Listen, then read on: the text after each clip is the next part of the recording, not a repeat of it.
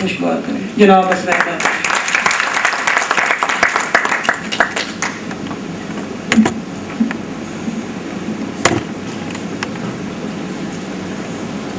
بسم اللہ الرحمن الرحیم. السلام علیکم. سب سے پہلے تو میں آپ تمام مہمانان گرامی کا شکر گزار ہوں کہ آپ لوگوں نے اپنی گون مصروفیات میں سے وقت نکال کے آج کی اس شام کو رنگین بنانے کے لیے آپ یہاں مجتمع ہوئے. اور ساتھ ہی ساتھ جو مہمانان گرامی ہیں خاص طور سے منشا جان صاحب، میں جانتا ہوں کہ آج ان کے گھر میں ایک بہت اہم تقریب ہے اور اس کے باوجود وہ جو ہے وہ انہوں نے مجھے یہ شرف بخشا، عزت بخشی، وہ یہاں تشریف لائے. اسی طریقے سے پروفیسر جلیل عاری صاحب بہت دور کا سفر طے کر کے آئے، امید شاہد صاحب اور امتیاز صاحب پشاور سے جو ہے یہاں تشریف لائے، ان سب کا شکر گزار ہوں. ابھی میں زمانہ طالب علمی کے اندر ہی تھا تو کچھ لکھنے لکھانے کا شوق تھا، بس میں ادب کی پروگرام وغیرہ میں جایا کرتا تھا. تو شروع میں کچھ شاعری واعری سے کچھ شغف ہوا، کچھ لکھتا لکھاتا رہا. پھر کالج کے زمانے میں غالباً 1997 کی بات ہے کہ ایک مشاعرے میں گیا بطور شاعر، اور وہاں میں نے اپنا کلام پڑھا. مطلب اس طرح کی کوئی شعر تھا کہ اب تو تیرا تبسم بھی واجبی سا لگا، کئی ملاقاتوں کے بعد بھی تو اجنبی سا لگا، آنکھوں نے کئی زمانے انتظار میں بتا دیے، لمحہ فراق کے شب بھی ہمیں صدی سا لگا. تو اس طرح کی وہ نظم وہ غزل تھی لکھی. تو چلتا رہا سلسلہ آہستہ آہستہ، اور میں نے پہلا ماسٹرز اکنامکس میں کیا. تو دل میں کہ خواہش رہی کہ نہیں کچھ کمی ہے، شاید جمالیاتی کمی ہے، ادبی کمی ہے، تو پیٹ نہیں بھرا. تو ایک طرف معاشیات اور دوسری طرف جو ہے وہ ادب کا کہیں نہ کہیں جو ہے وہ دماغ میں خلل رہا. تو میں نے جو ہے وہ اردو کیا.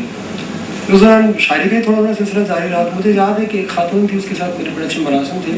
وہ کوئی اٹلی کی سیکنڈ ایمبیسڈر کی مسز تھیں. ان کے اگر آنا جانا بہت ہوا، بلکہ آپ میری افسانوں میں دیکھ سکتے ہیں. یہ انٹرویو نام کا جو ہے وہ ایک افسانہ ہے اس میں شامل، وہ ان سے متاثر ہو کے میں نے لکھا تھا. تو میں نے انہیں اپنی اسی غزل کو جو ہے وہ انگریزی میں ٹرانسلیٹ کرنے کی کوشش کی، انہوں نے بتایا. تو بڑی خوش ہوئی. انہوں نے مجھے کہا کہ تم پکا لکھنا کیوں نہیں شروع کرتے. ٹھیک ہے. تو خیر اس کے بعد پھر میں نے باقاعدہ طور پہ جو ہے وہ لکھنا شروع کر دیا. ایک دفعہ ایک مشاعرے میں تھے تو شوکت میدی صاحب جو ہے انہوں نے مجھے کہا کہ حسنین ہم تمہیں ضائع نہیں ہونے دیں گے. میں یہ بات بڑی عجیب سی لگی کہ ابھی میں نو عمر ہوں تو وہ مجھے کہہ رہے ہیں کہ حسنین ضائع نہیں ہونے دیں گے. عجیب سا ہے.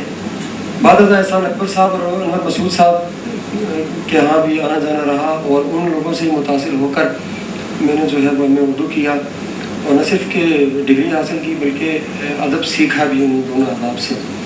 تو اسی دوران میں نے لکھنے لکھانے کا سلسلہ شروع کیا. مجھے یاد ہے جو میرا پہلا افسانہ ہے وہ میں نے 1998 میں لکھا تھا، 1998 میں، جو کہ اس کتاب میں نے شامل کیا ہوا تھینکس گاڈ کے نام سے.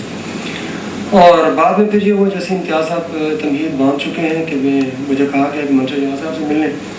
تو مجھے یوں لگ رہا تھا کہ جیسے منشا جہاں صاحب سے ملنا ایسے ہی ہے کہ جیسے اقوام متحدہ کے جنرل سیکرٹری سے ملنا.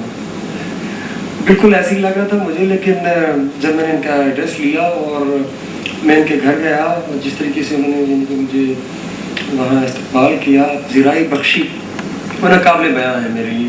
شاید میری زندگی کے سنہرے ترین دنوں میں سے ایک دن ایسا ہے، کیونکہ میں سمجھتا ہوں کہ اس وقت جو زندہ لوگ ہیں، بڑے لوگ ہیں، منشا جہاں صاحب ہیں، اور اس کے علاوہ ایک آدھ نام ہمارے یہاں اور آتا ہے، وہ لوگ ہیں. تو میں نے انہیں اپنا کچھ پیش کیا کہ لیکن کچھ کتاب چھاپنا چاہتا ہوں، اسے دیکھ لیں. تو خیر میں نے کہا کہ بہت مصروفیت ہے اور آپ 15-20 دن بعد جو ہے نا وہ چیک کیجیے گا. میں نے کہا ٹھیک ہے. میں بلکہ ایک بات فون کیا ان سے تو بڑا حیران ہوا، کہنے لگے یار کہ آپ آئے کیوں نہیں. میں نے تو 4-5 دنوں میں یہ وہ کام کر دیا تھا آپ کا. خیر میں ان کے گھر گیا دوبارہ سے. تو میرے بعض افسانوں کو تو انہوں نے بالکل جو ہے وہ لفظ بلفظ پڑھا، میری رہنمائی کی، اور جدید دور میں جو افسانہ نگاری میں جو کچھ موشگافیاں ہوتی ہیں ان سے جو ہے روشناس کروایا. اور بہت خوش ہوئے.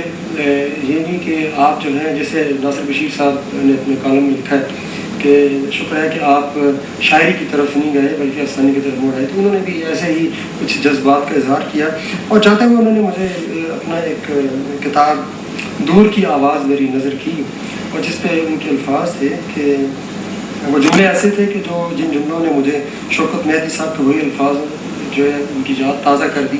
لکھا تھا, میں انورٹڈ کاماز میں پڑھ دیتا ہوں کہ برادر عزیز حسنین نازش کے لیے بہت سی توقعات کے ساتھ.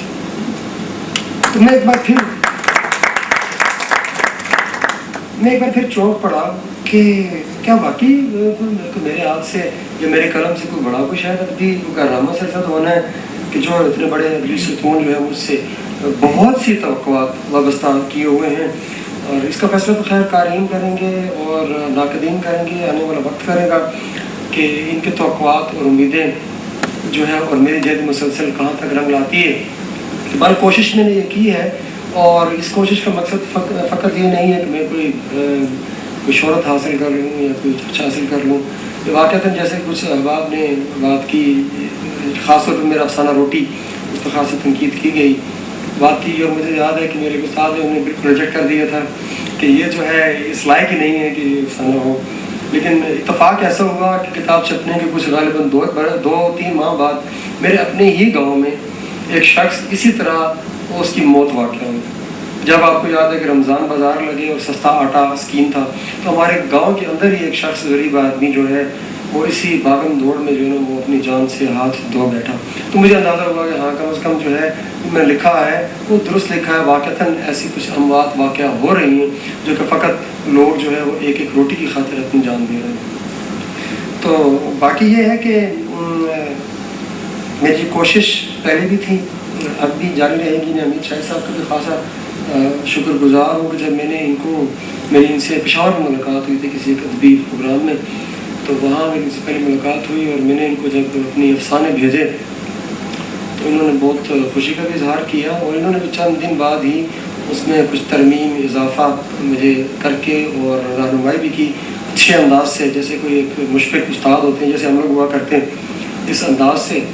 اور ان لوگوں کی کاوشوں کی وجہ سے آج یہ پہلی اڑان آپ کی صورت میں آج اس صورت میں جو آپ لوگوں کے سامنے ہے.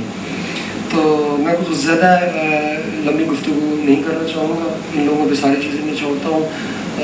آج کے دن اگر ہم دیکھتے ہیں کہ میک ڈونلڈ کے اندر, پیزا ہاؤس کے اندر, کسی فوڈ اسٹریٹ کے اندر لوگوں کا ایک بہت بڑا رش موجود ہوتا ہے. کسی کھانے میں بھی آپ چلے جائیں تو لوگوں ایسے ہجوم ہے کہ آپ کو ٹیبل نہیں ملتا, آپ کو انتظار کی کافی زحمتیں گوارا کرنی پڑتی ہیں.